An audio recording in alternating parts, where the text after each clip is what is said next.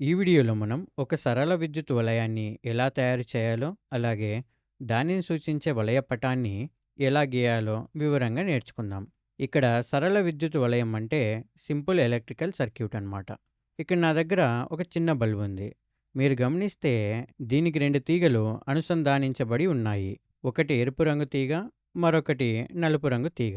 ఈ తీగల చివరన పట్టుకోవడానికి వీలుగా ఉండే క్లిప్లు ఉన్నాయి. వీటినే మనం అలిగేటర్ క్లిప్స్ అని పిలుస్తాము. ఇవి బల్బ్ యొక్క రెండు టెర్మినల్స్‌కు అమర్చబడి ఉంటాయి. మీ దగ్గర ఇలాంటి సాధారణ ఎల్ఈడీ బల్బ్ లేకపోతే వివిధ రంగులతో ఉండే ఎల్ఈడీ బల్బులు కూడా ఉపయోగించవచ్చు. ఎల్ఈడీ బల్బులకు ఉండే రెండు కాళ్ళకు నేరుగా ఈ క్లిప్స్‌ని తగిలించవచ్చు.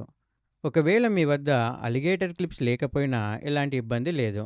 సాధారణ రాగి తీగలను తీసుకొని ఆ బల్బు టెర్మినల్స్ లేదా ఈ ఎల్ఈడీ కాళ్ళున్నాయి కదా! వీటి చుట్టూ గట్టిగా ఉండేలా ఒక వలయాన్ని పూర్తి చేయవచ్చు. ఇప్పుడు మనకు విద్యుత్ శక్తి అందించడానికి ఒక మూలం కావాలి. అందుకే ఇక్కడ నేను ఒక చిన్న 9 వోల్ట్ల బ్యాటరీని తీసుకుంటున్నాను. ప్రతి బ్యాటరీకి 2 ధ్రువాలుంటాయని మీకు తెలుసు కదా! ఒకటి ధన ధ్రువం అంటే పాజిటివ్ టెర్మినల్ అయితే, రెండవది రుణ ధ్రువం నెగెటివ్ టెర్మినల్. ఇప్పుడు నేను బల్బ్‌కి ఉన్న ఎరుపు రంగు మరియు నలుపు రంగు తీగల చివరలను బ్యాటరీ యొక్క ఈ 2 ధ్రువాలకు తాకించే ప్రయత్నం చేస్తాను. ఇప్పుడు మీరేమవుతుందని ఊహిస్తున్నారో? బల్బు వెలుగుతుందా? లేదా? అవును. ఖచ్చితంగా మనం ఈ 2 తీగలను బ్యాటరీ యొక్క ధ్రువాలకు తాకించగానే వలయం పూర్తయి ఆ బల్బు ప్రకాశవంతంగా వెలగడం మీరు స్పష్టంగా చూడవచ్చు. బ్యాటరీ ధన ధ్రువం నుండి రుణ ధ్రువానికి విద్యుత్ ప్రవహించడం వల్లే ఇలా జరుగుతుంది. ఇప్పుడు మనం ఇందాక చేసిన ఈ ప్రయోగాన్ని ఒక కాగితం మీద బొమ్మలాగా గీస్తే ఎలా ఉంటుందో ఒకసారి చూద్దాం. బల్బు మరియు దానికి ఒకవైపు ఎరుపు తీగ, మరొక వైపు నలుపు తీగ. ఇవి బ్యాటరీకి కలపబడి ఉండడాన్ని మనం భౌతికంగా గీయవచ్చు.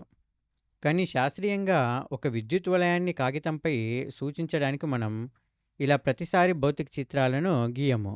దానికి బదులుగా ప్రామాణిక విద్యుత్ సంకేతాలను ఉపయోగిస్తాము. మనం ఇప్పుడు ఆ వలయ పటాన్ని గీద్దాం. బ్యాటరీని సూచించడానికి మనం రెండు నిలువు గీతలను గీస్తాము. ఇందులో ఒకటి పొడవాటి గీత, మరొకటి పొట్టి గీత. పొడవాటి గీత ఏమో ధనధ్రువాన్ని అంటే పాజిటివ్ టెర్మినల్ని సూచిస్తుంది. పొట్టి మరియు కాస్త మందపాటిగా ఉంటుంది కదా! ఇలాంటి గీతను రుణ ధ్రువాన్ని, ఇంగ్లీష్‌లో అయితే నెగెటివ్ టెర్మినల్ని సూచిస్తుంది. బ్యాటరీ యొక్క ధన ధ్రువం నుండి బయలుదేరే తీగను నేరుగా తీసుకెళ్ళి బల్బ్‌కు కలపాలి. బల్బును సూచించడానికి మనం ఒక వృత్తాన్ని గీసి అందులో ఒక ఎక్స్ గుర్తును అంటే క్రాస్ మార్క్‌ను ఉంచుతాము. ఇది బల్బ్ యొక్క అధికారిక సంకేతం. ఇప్పుడు బల్బ్ యొక్క రెండవ టెర్మినల్ అంటే ఈ ఎరుపు తీగ భాగం నుండి వచ్చే తీగను నేరుగా తీసుకెళ్ళి బ్యాటరీ యొక్క రుణ ధ్రువానికి కలపాలి. అంటే నెగెటివ్ టెర్మినల్‌కు కలపాలి. ఇలా కలపడం ద్వారా వలయం పూర్తవుతుంది. అంటే సర్క్యూట్ పూర్తయినట్టు. అప్పుడు ఈ పటాన్ని గమనించండి.